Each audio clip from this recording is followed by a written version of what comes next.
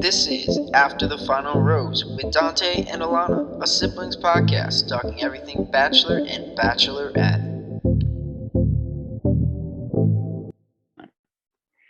Welcome back into After the Final Rose. You're probably wondering who the heck this is. Alana will not be here this week. Busy, shocker. So I'm here with John Vicari, another Bachelor enthusiast, also with me at Ithaca College. So welcome, John. Thanks, Dante.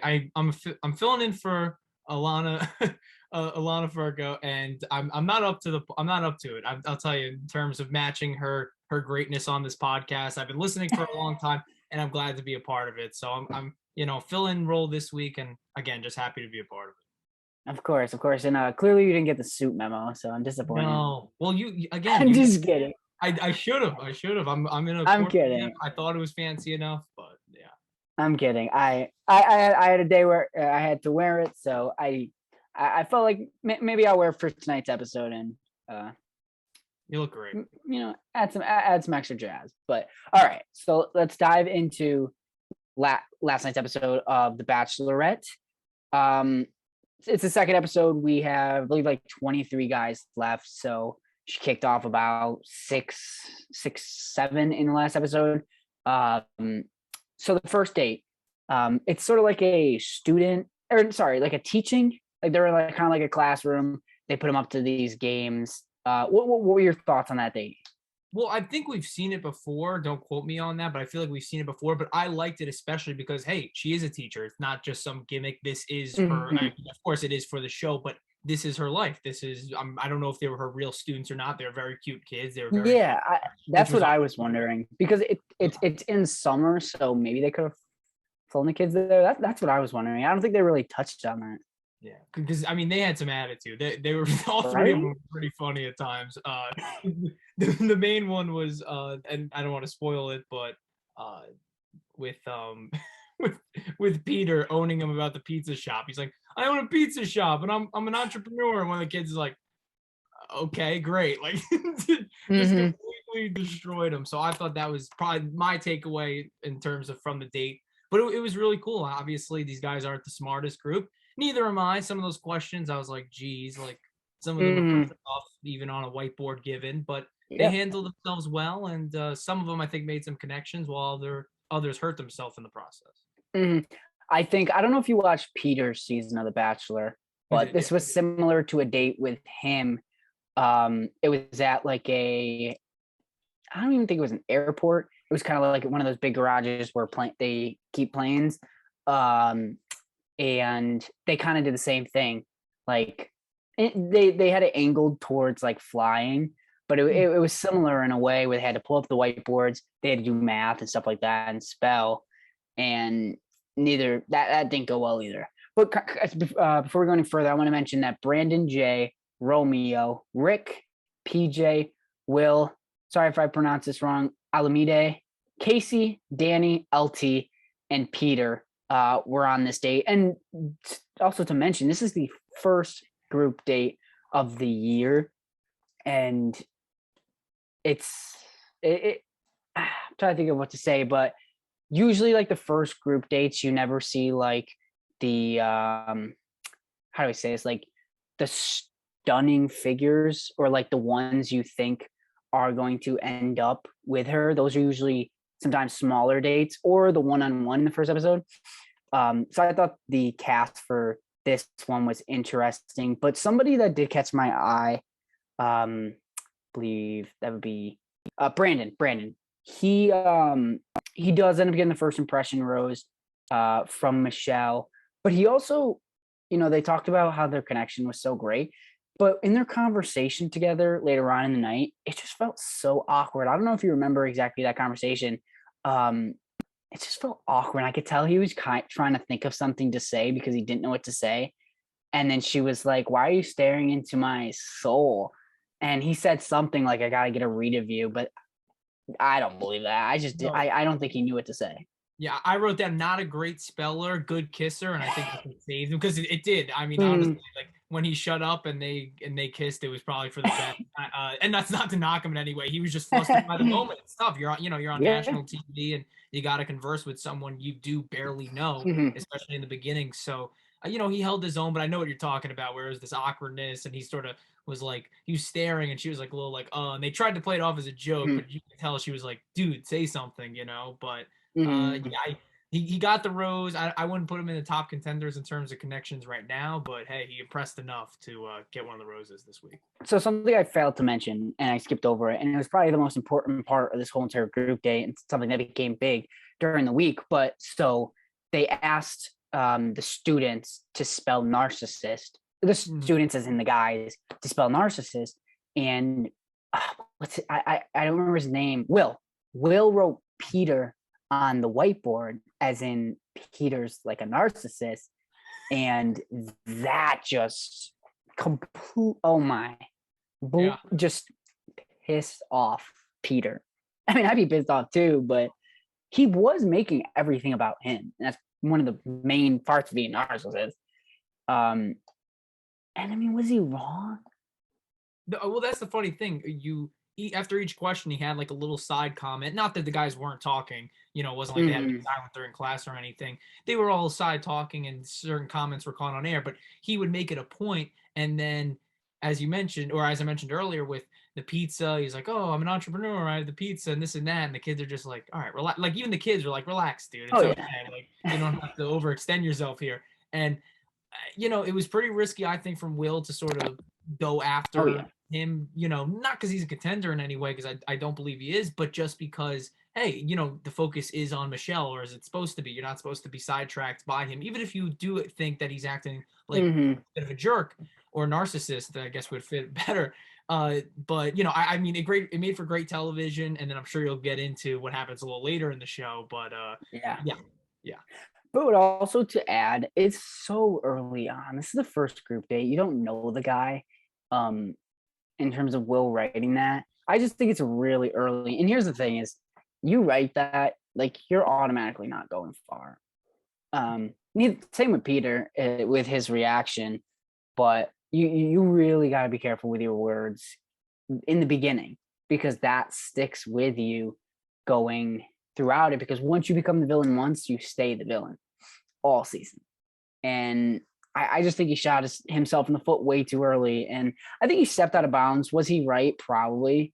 But he stepped a little out of bounds too early. And I think it's going to be telling for the rest of the season if he goes far. I mean, obviously the first impression is when you show up to the house and you have to, sweep Michelle off her feet in terms of, or just, just try to make a connection in that first night cocktail party. But this was the first date. This was the first time you're in action. And no matter what, when you're trying to, evaluate a person, whether you want to spend more time with them, it's how they act in public settings and in group settings, and even in her case, in the classroom. And that was sort of like, I mean, obviously Peter's not getting a great approval either, but as you mentioned, Will's sort of the one who's bothered by the class clown or is trying to make trouble with somebody, and that that's not tolerated in real life, and I'm sure Michelle didn't either. Yeah, and we fast forward a little bit that they're screaming at each other while Michelle is talking to the other guys, like very loud too, and they're very aggressive to each other. And it's just, you could have avoided all this by just not writing that. And then she actually pulls Peter's side later on in the night to kind of talk about it, and he like apologized and yada yada, and he doesn't like his character being questioned, whatever. And like she mentioned, because I was very curious, obviously from the technical standpoint, they're gonna edit the screaming over her talking to the other guys, but she mentions that she heard it and that she could distinctly tell that it was his voice. And that's where I was like, oh, you're in deep shit. You're in deep shit. Yeah. And it's not gonna go off with Peter, I don't think. I already think he's in a hole. And I don't think the conversation with Michelle went great. I don't know. I'd be curious to see what happens going forward.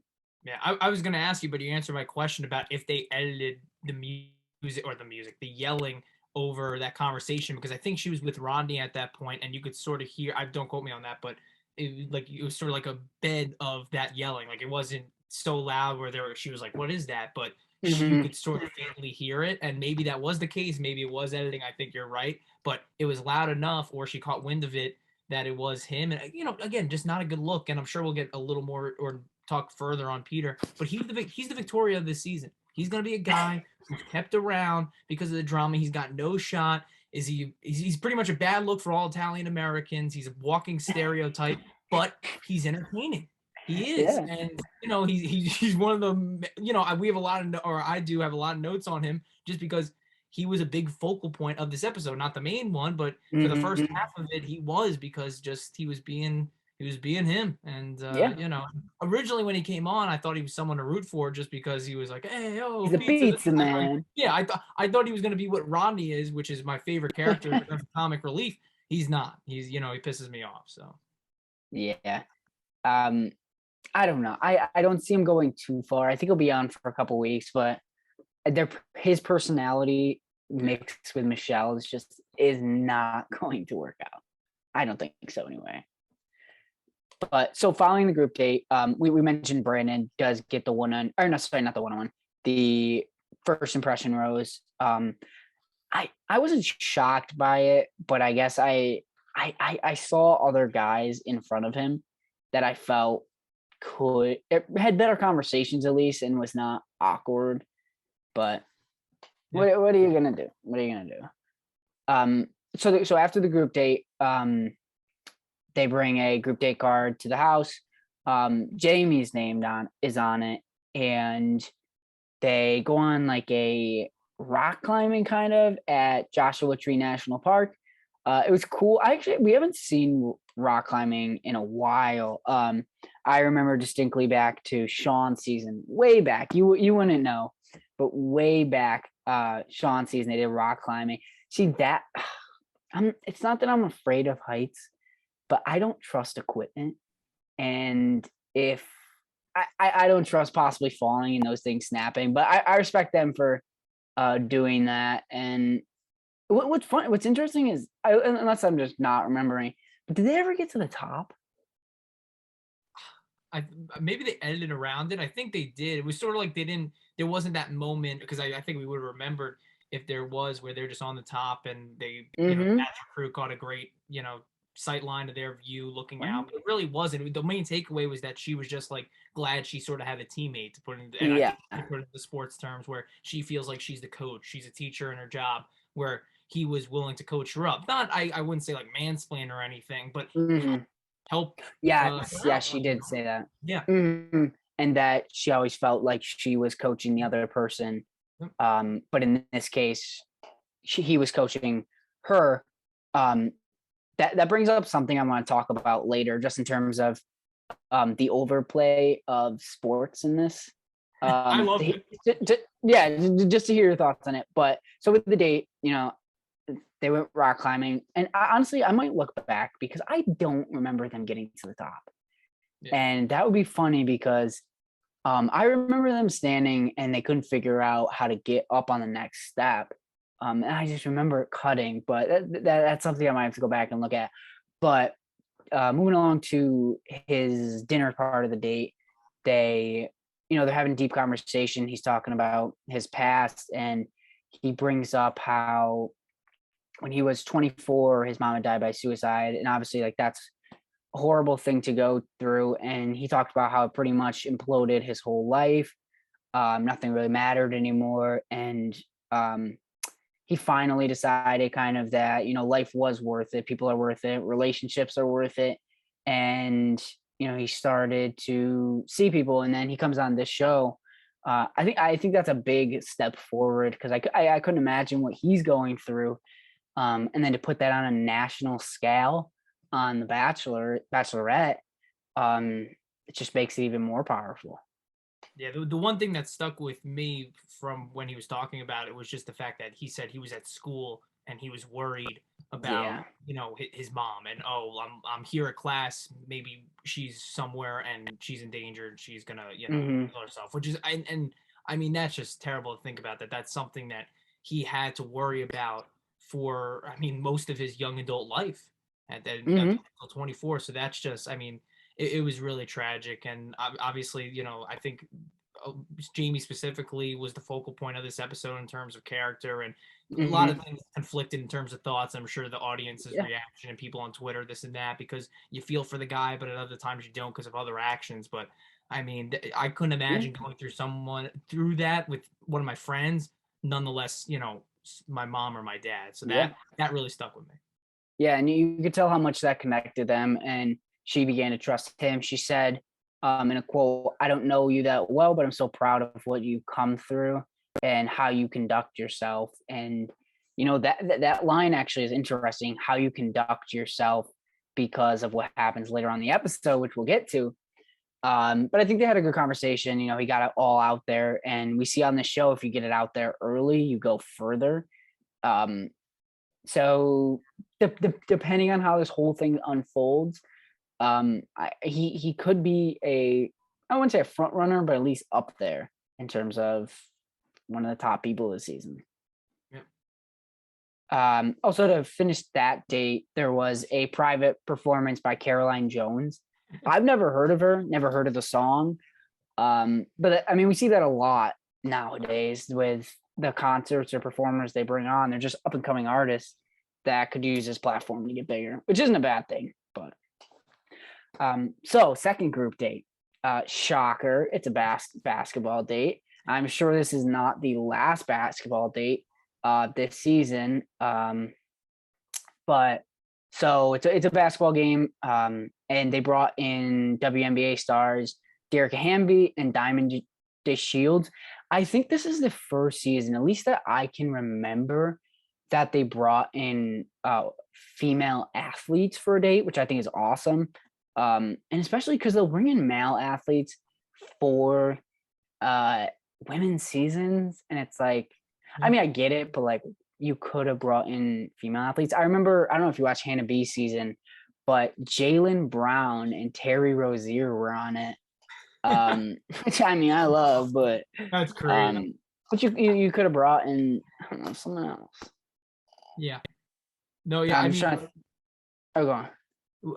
I'm trying to remember the. I apologize because it was so recent. Was it Hannah Ann whose dad was the assistant at Tennessee? Or at, Madison Pruitt's dad was the assistant to he was like the third assistant down the line at Auburn. Yes, thank you. At Auburn, thank you. Yeah, that was because I can't remember if she played at Auburn too. I just remember she was like an all-state, 3-time state champion. School in Auburn. That was the thing, to play to your point, because they brought in Bruce Pearl and they brought in Charles Barkley. And yes, I forgot about that. Well, you just pretty much jogged my memory because I was completely off.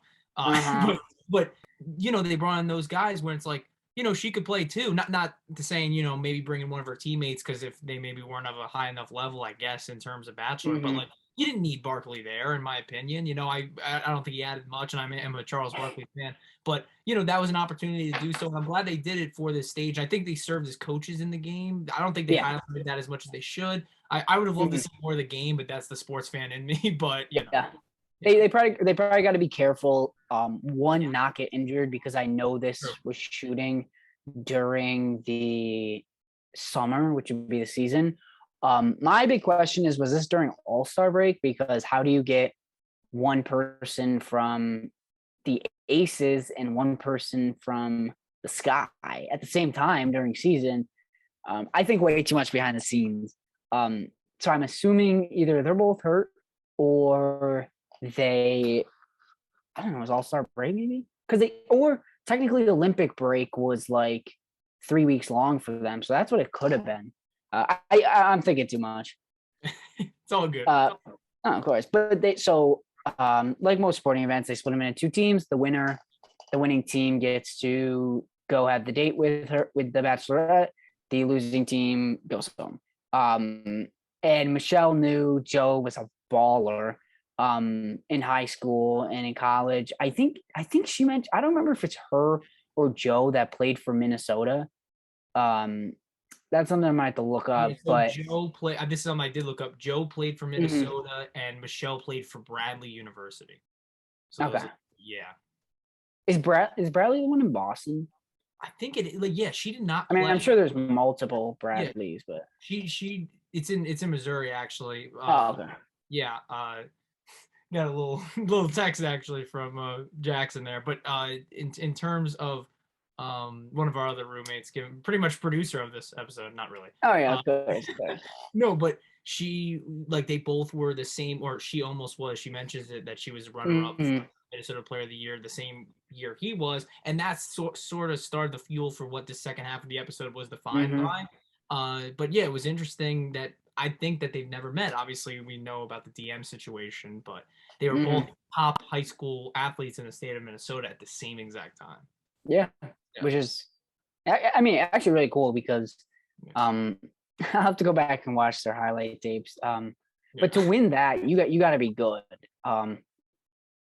Just to win player of the year in your state, like that's sick. But so heading into halftime, Joe's team was down 28 to 15, and Joe just goes Curry mode, Steph Curry to be exact, but and just shoots lights out, and he hits 5 threes in a row, or I mean at least edited 5 threes in a row, just goes insane. Gets it close. I think the ending score was 30 to 28 or something like that. Kind of abruptly ended. But Joe's team lost. And like I mentioned before, they send the losing team home and the winning team gets to go on a date. But they named an MVP for the game, and that was Joe. So Joe got to go to the night portion of the date and get more time with Michelle. Do you think this whole MVP thing was just made on the spot? Absolutely. And it's funny because you obviously didn't see the full game, but they, cut up the Joe highlights pretty much. And Malik, he's 36 years old. He caught a couple of the alley-oops from Joe and scored as well. He had a great game. He's 36 years old. Joe's still 28. Joe's 36. He got screwed, and the other teammates really didn't do much based on the highlights. But I think they made this entirely on the spot just based on her reactions, and probably. I mean, it was a great job doing it because, I mean, the other guys were like, oh, how could you be the MVP in a loss? I mean, the only reason that game was close is because of Joe.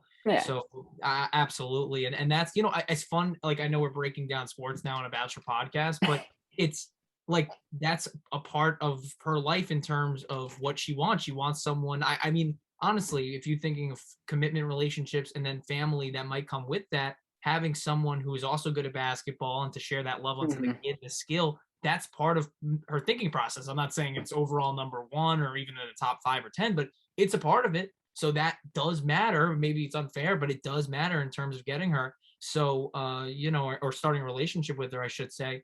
So it is an important factor, even though, again, it was a goofy game. And one final note, I was wondering about this because this is where, of course, my mind goes to the who's going to do play-by-play, because usually it's Harrison, and of course he's gone. So I was waiting for who they pick. I didn't know if it was going to be Tasha, who they throw in that role, and they hired actually a local news guy, which which is pretty cool, but it was no one worth a big celebrity note. But I was wondering, I was like, oh, because it'd always be Chris Harrison in these roles, and obviously he's ousted from the show. So I loved Chris Harrison in that role, and they also Wells is sometimes in there.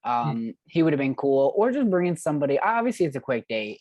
So it's tough to just fly him in and out, but somebody like Joe Buck or I don't know, Troy Aikman. ESPN's got plenty of them. I don't. Oh, ABC, yeah. I don't know why they wouldn't. That's a nerd thing for us, and everyone else is just like, who cares, guys? But we do. So I did think it was funny if you watch the credit scene. I don't know if you did, but he did introduction videos, and it was really funny because he was just kind of roasting everybody.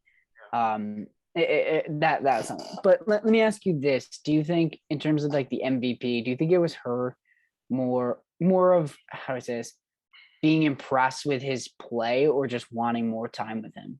I think, honestly, because before, what preceded that was them doing one-on-one, and from Curry range on him, by the way, too, which I was very impressed by. That's a deep, that was Pat, not a woman's 3, not a man's 3. That was Curry range that she hit from. That was pretty sweet. But I think once they saw that, they were like, you know what, we should have him part of this group date, you know. So I think that that was part of it. So I think that's the reason, and it was a good call from the Bachelor producers. Again, like maybe you know, if you have a winning losing mentality, you're just like, hey, no, they lost, they shouldn't be home. But he literally carried the team. I mean, come on. Oh yeah. A lot of seasons we see them just be like, oh, I guess we're just gonna let the losing team come.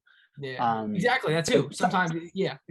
Sometimes they stick their ground, but so in the night portion, we get to see other conversations, but obviously the main focus is Joe, and he talks about how earlier in the day he got a phone call, which technically they're not allowed phones there, so I'm sure someone in his family got in contact with producers, but one of his coaches that meant a lot to him passed away. And he was a big part of his life. He brings it up to Michelle, and you know, she understood, and she obviously, as an athlete, she knows like how much a coach can mean to you, and especially if you, I don't know, kind of were under them for a while, it means even more. And I think she started to sort of fall for Joe in that moment, and you could see a relationship forming, and it doesn't have to do with what happened before the show. It's what's happening now. Yeah, I mean, you know, we'll get away from specific sports because okay, yeah, I was a coach, but you know, losing anyone is a tough spot, and it's really relatable for everyone. Not to say that you know, her consoling him wasn't special by any means, but that's you know that happens in the course of a relationship where you're with someone and they lose someone, and you may not have known that person that they lost, but you know, your job is to comfort and you relate to it in some way because everyone's lost someone that was special to them through the course of life. So, you know, that I thought that was really cool. And again, as much as this episode specifically was goofy with the sports and the fighting and this and that, there was a lot of, in my opinion, some like real moments, quote unquote. And that was so that conversation kind of sparked a lot in terms of the house, because it went on for a while. The guys started to notice, and I think Joe had mentioned, or he had mentioned like talking about Joe, how he was like a quiet guy, and then flips to Martin, who's like, Joe is a silent assassin, and the things are starting to brew, and now they're starting to question: does Michelle know Joe? They both grew up in Minnesota. They both come from the same state, played basketball. And that's where things kind of just start to spiral into the cocktail party where, I'm already blanking on his name, Jamie, he decided he'll bring it up. And he talks about with the other guys how this is like an issue to him and he needs it to be addressed. And it sort of flips in the conversation with Michelle. And he's like, yeah, I don't have an issue with it, but a lot of the guys in the house are starting to get concerned, which is completely different from what he just said 5 seconds earlier.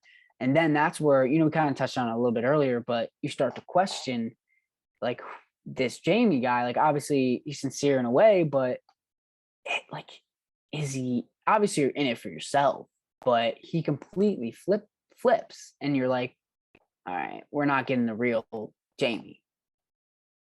Earlier on the show, I sort of was like, you know what? I like how blunt he's being in terms of, hey, if this one-on-one doesn't work, there's no connection there. There's no reason for me to be there. Because I feel like, hey, you know what? He's right. Like if there's not an initial, I'm not saying you have to fall in love, first date, whatever. But if you don't come up with that initial connection, then, you know, as you don't wait for not to get a rose. Hey, I could leave, you know, make it's better on her party and better for you as well. And then he kept saying stuff, which makes me just think he's so pompous. You know, it wasn't being blunt and being like, oh, more of a realist. It was just, this guy's, you know, a bit of a jerk. And that's the vibe that I got from him. You know, and it's tough. Again, I think most Bachelor fans, Bachelorette fans, people watching this show and this episode specifically were going through the waves with him where they were relating to him and then they were like, I can't root for this guy. So, you know, that's tough. And that's, again, why I think he's the vocal point of this episode, because it's just up and down with him the entire time. Yeah. And so to kind of go further into that conversation, he not only asked Michelle whether or not he knew Joe before, he also brings up how one of his friends from Minnesota saw Michelle like sometime over the summer before the show, and she was coming out of a bar with another guy, and she was caught off guard by that. She addresses it later, but you could tell that not that he like lost trust in her, but that he was questioning her. And I don't know. I mean, I wouldn't like it if someone was questioning me like that, especially when like we know her situation with Joe before this, and then I'm sure that it wasn't anything with this guy coming out of the bar. Especially you're going on the Bachelorette, you're not gonna test out the water in another relationship. So I don't know that this whole conversation with Jamie I don't think it went well, and it got Michelle riled up a little bit. It's one thing to be confronted and maybe be in the guilty party, but that was not the case at all. So she's being confronted about this on national TV, and then she has to obviously tell the truth, which is the truth. Mm-hmm. And she, it hurt on a lot of ways. Not so much, I think, being questioned, because I think that's going to happen throughout the show. Maybe not questioned, but there's going to be real conversations about, oh, do you want to have a kid? Do you actually see yourself with me in 5 years? Whatever. Just because the guys want to form that connection, they might think that's the best way to do so. And obviously the stages of their relationship grow as the show gets further on.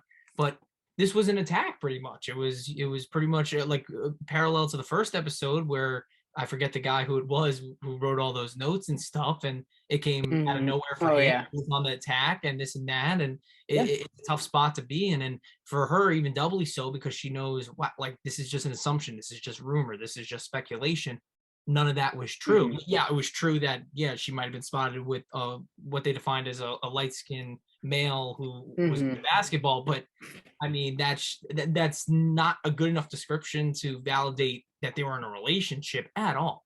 And I mean, if it were actually true in terms of that, it would have got around to these producers. Someone on social media would have liked it for her season. So, to bring that up for them and to try, and you mentioned to Jamie that he was trusting his friends in that spot, and I don't know why he did. Yeah, and just don't bring it up. You never question whoever the bachelor or bachelorette is. Like earlier, it doesn't end well. But so she kind of takes a moment to herself. She leaves Jamie. She ends up talking to Tayshia, and she told her she'd never relationship with Joe. She'd never relationship with anybody prior to coming, and that everyone started with an even playing field. And she ends up, walking into all the guys to talk to them. I don't think she talked to everybody that night, and she wanted to tell them first, like I just mentioned, everybody came in on the same playing field. Yeah, she did know Joe. And she actually mentioned, which I thought was funny, that they exchanged messages, but then Joe ghosted her, which, I mean, is fair. And I guess I just don't know if it's the best to tell everybody that, because then you start to question Joe. But, and she also talked about, you had just mentioned how Jamie brought up how it was a light-skinned man with Michelle. And she brought that up, and how that being a light-skinned man doesn't mean they're in a relationship, but that you assume that since she's with light-skinned man, they were in a relationship, but if it was her and a white man, it'd be completely different. And, she sort of is annoyed by that, and she's just annoyed with the whole situation in general, and all the guys are just confused. Like 3 of them are like, I had no clue that this was going on, that she knew Joe before, and she addressed it as everybody in the house. So that just stirs up a bunch of drama, and everybody's, just there and not knowing what is going on. I mean, we overlook it just because Matt James was I guess the trailblazer in this sense, but to my knowledge, and correct me if I'm wrong, Dante, she's the first Black bachelorette. So she's actually technically the third. Oh, because you have Rachel, Tayshia. I mean, she came on like halfway through the season. I know. That's I mean, she still finished the season, obviously. But so technically she's the third. Okay, so it's still, though, I would say that 1, it's a small number, and 2, that again, it's a tough spot to be in, because there's people out there who are rooting for you to wind up with someone, and I think that happens every season, but I think maybe a little more based in this specific case. And I think she feels the pressure of that, and she shouldn't. It's a shame that she does, but she put it out there that the assumptions that people do make, and there's going to be people rooting for certain people just so it goes a certain way. And I mean, that's the fun of the show. Of course, everyone has their favorites, especially towards the tail end. But in terms of that, it's, you know, again, it's a difficult spot for her to be in, national TV. And again, as she even mentioned herself, anytime she's out, people could assume these things just because she's a public figure, and they, you know, their hope is, again, rooting for that to happen. Like, she might be on a, you know, she might be going out to lunch with a dude, and it might be her lawyer for something, or just a high school friend. But people are going to assume, take a picture of it, post on social media, and rumors are going to swirl because she at this point is a celebrity. So it's a tough spot to be in for her. And I think she put that out there, the best of, you know, I think she put that out there, and it was a wake up call to a lot of these people. And the guys have to realize as well, if you're going to come with an accusation or with a question, that it has to be not fueled by rumors. So. And I feel like, you know, I do a lot of digging and reading and stuff, and I feel like I never saw anything on it. And you mentioned that before, like, people would take pictures. Like, I just wonder how it wasn't mentioned anywhere. Probably because I assume because, like, the people in the setting knew that was nothing, maybe. And I don't know. I was just kind of surprised that it wasn't out there. But then again, like, obviously you don't need to be in a relationship with who you go out to eat with. It could have been a coworker, could have been like her boss. I don't know. I don't want to say her boss. But just somebody else. Her, I don't know, cousin. But I mean, I think it was a good conversation to have, and especially to display on national television. But so they end up canceling the cocktail party. She's emotionally drained. And go straight into the something I also want to mention before I go into the rose ceremony. Jamie wouldn't own up to all this. He's the one who brought it up to her, obviously, and all the guys are literally talking to him too, and are like who the heck would do this? You have to be so low to do this. And Jamie's like, yeah, I know, right? And it was just he should have just said something and explained himself instead of kind of hiding behind everybody else. And I think it's going to come out at some point, I would assume. I'm sure in the next episode that it was him. So I'll be curious to see how the guys all react to that. It was funny when they were all in a group on the couch. They, like, the cameras are on them. So I don't know. Maybe it went through one of their heads, like, all three cameras in this room are pointed on that guy. Maybe it is that guy. Like, that was the thought in my head. And then the best part, you mentioned it, just the different conversations. And, you know, one of them goes like, oh, it was probably a bunch of people. And he's like, yeah, I think that's what happened too. And it's like, like, and it just follows him. He's at different spots talking about the same thing with different people, just to, you know, blend in a bit and you know, seem like he's the rest of them. Oh, who could have said? Hilarious. Yeah, I thought that was funny. It'll come out eventually. I think so anyway, probably in the next episode. But so now into the rose ceremony. I mentioned they canceled the rest of the cocktail party, going straight into the rose ceremony. I feel like this is more of a constant than ever nowadays. They're just constantly canceling rose ceremony or cocktail parties. We saw it a lot in Katie's season, and now we're seeing it in the second episode with Michelle's season. But so she ends up giving a rose to Nate, Rodney, Martin, Rick, Leroy, Spencer, Casey, Chris, Malik, Alu, Corseth, Will, Romeo, LT, Clayton, and Peter. I was a little shocked she kept Peter, especially after everything that happened. I was so disappointed that sorry, I gotta look up his name real quick.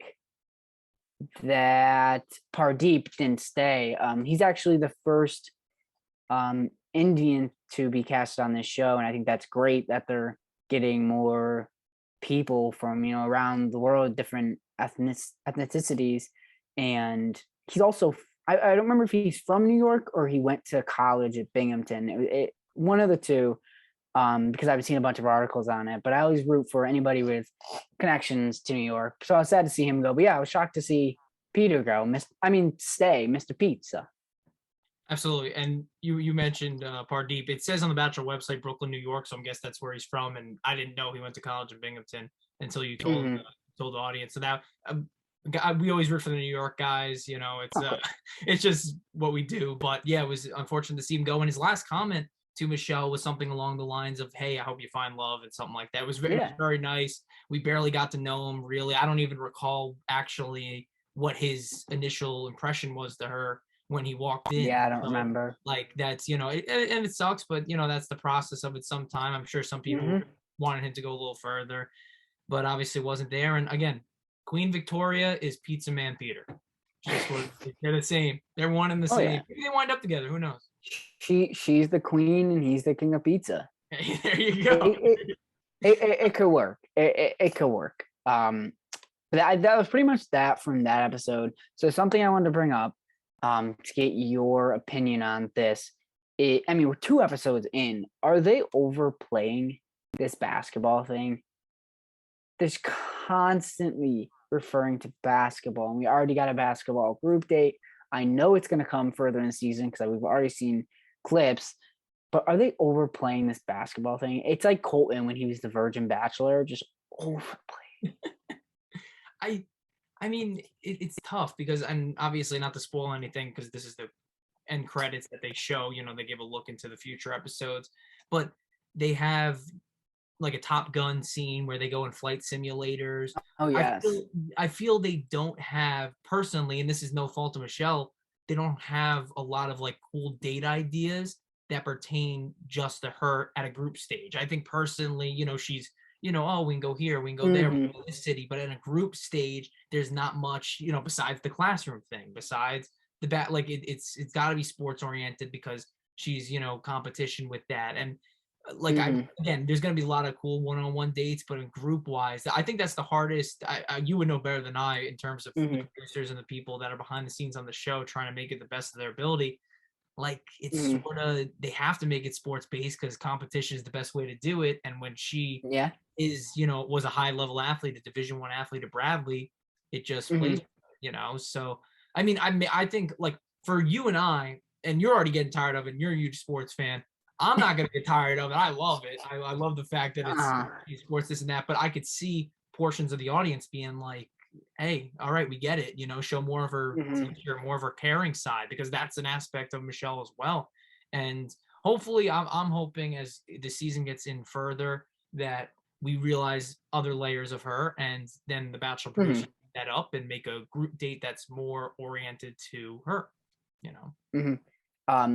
And another angle they're also taking, which I feel like they usually focus on one, is the teacher angle. So it's interesting they're kind of focusing on 2. And literally already in the 2nd episode, we've already seen both angles in terms of group dates. Whatever. But thinking about it, I wonder how, we've already talked about it on the podcast, so we can talk about it now, with Clayton being the next Bachelor and Jesse Palmer as the host. How much sports talk is that going to be? Because he played football for Missouri and the Seahawks. And then you have Palmer, who played professional football as well. He still is involved with sports. And I'm sure it's brought up many, many times in this upcoming season. Yes, Jesse Palmer, one of the worst Giants quarterbacks of all time. But yeah, no, he what was it? It's gonna be sports. It's gonna be sports oriented with him. I'm surprised. I'm guessing they're gonna go further into him. He doesn't feel like Bachelor quality to me yet, but I'm sure again it's a little too early. We're jumping the gun 2 weeks in, but I'm surprised they chose him. I think there's gonna be obviously I think there has to be a scene or something that will have people being like, yeah, he's the guy. He's a good looking dude. Not slamming him there. It's just the ways he's commented has all been just like, I feel like I should be on this. I feel like I should. That's all we've heard from just feeling like something's gonna come eventually because he must have done something that just wowed them, and that we haven't seen yet because they would never cast somebody before seeing the media and the viewers' reactions. So that'll be interesting. But we're talking about a future Bachelor. Let's talk quickly about a former Bachelorette. Katie and Blake split. People aren't surprised. I think they were two very similar people, but their lifestyles were very different. He travels a lot. I'm just shocked to see this split come so quick. I don't believe you watched Katie's season. I caught some of it. I like maybe Mhm. the first 2 episodes. It was sort of like where because it was this summer, correct? Yes. Yeah, and that's why I was very busy. So I wanted Yeah. to, and I remember too, just from you telling me that it was like, hey, this one's going to be a really short season because she's so direct and she knows what she wants and Mhm. that, and that's that was I think the theme of the Yeah. season, and that's why it's surprising that obviously it didn't work out because I felt like she has a really good head on her shoulders. She knows what she wants. She's gone through a Yeah. lot in terms of relationships and dealing with people, and that she would just pick one and it would be like as maybe cruel as it sounds, but she would be she tests the group and then pick one Yeah. and that would be it because she wouldn't be debating back and forth as most bachelor and bachelorettes do. And Mhm. I think that was shocking. Again, I didn't really see how they came together, so I can't comment any further on that, but just based on Mhm. her on that season, I'm very surprised. Yeah. Um, I'll be very curious to see if she tries to link up with somebody from her season, especially. I actually put a video on my Twitter, a combination of videos, and it was Andrew S. And he said to her multiple times, when he got sent home, he was like, "If you ever, for some crazy reason, end up single, I'll always be here." Mhm. And she like ran after him, was like, "Will you stay?" And he was like, "At this point, like I can't go through you sending me home again." So I'll be very curious to see if she tries to test the water with somebody else. Yeah, maybe But they'll be the Joe and what was not Serena, obviously the one that Kendall, maybe they'll be the Joe and Kendall's next Paradise season. oh yeah, I mean, if she's single by then, she'll be on Paradise. I would not be Oh surprised at yeah, all, at all. Especially since how successful the Becca situation was. yeah. They won't be afraid to send a former bachelorette on. Yeah, could see Peter too. You never know.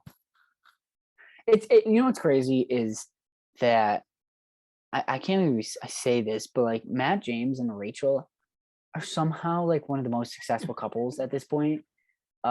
Because Dal and Claire broke up. Mm-hmm. Peter, I don't even remember who he ended with. He ended up with like two people. Uh, we ended up with Madison, and then left her.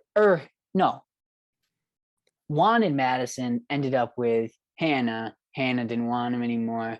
Tried going back to Madison. Madison didn't want him anymore. Went to Kelly. Kelly dumped him. It's a whole barrage. But people are. What's so crazy is if you would ask me a month ago, so many relationships were still going from former bachelor bachelorettes, and we've seen like 3 break off since then. No, I'm sure the odds were higher, or I should say, better that Matt James would no longer be, in that relationship. But he is, and I know. obviously the audience doesn't know this, but I was rooting for Kelly hard that season. I thought she was the one. He sent her off very early because, again, Oh, for Peter's season? yes, just because, Oh yeah, and I they said they remember you worked out, liked so it her. was wrong. Yeah, not even like I liked her, I did, but I thought they were the best connection. They were both same age, working people. Like I thought they just would fit. Yeah. Where his season, I felt were a lot of younger women, where he didn't connect on Mhm. that level, mainly because that too. I mean, not to slam him at all, but the last two Bachelors, there's been like you just want like, oh geez, like you're just reiterating yourself. Yeah. Like that's what's been so refreshing about. And again, I didn't They catch. haven't been great. They No, really haven't. I haven't caught. I didn't catch most of Katie's Bachelorette, but she's like really just a breath of fresh air. And Michelle's the same way, where I Mhm. feel like you have these cookie cutter bachelors and these bachelorettes who are like they're entertaining, but they have they have something to say too in certain issues, and it's a good thing to see. Yeah. Yeah. I think that's all I can think of in terms of news and like Bachelor Nation, but pretty much wraps it up here on After the Final Rose with Alana and Dante, but this week with John and Dante. No, Alana will be back next week because the ratings are just gonna go. When I'm on Or up. I we mean, gotta bring back Alana. I know what the people want. It's the dynamic duo, and I understand that. But I'm glad I was a guest this week. I mean, if it goes up, I might have to kick her off because then we know the issue. it won't Make happen. sure to follow us on Instagram at ATFR_podcast, as well as on Spotify, Google Podcasts, Apple Podcasts, other podcast streaming platforms. Make sure to hit the like button or follow button on those podcast streaming platforms so you know when new podcasts are posted, as well as whatever's going on in terms of our podcast. So thank you for tuning in. Thank you to John for coming on. It was a blast as always, and we'll see you next week.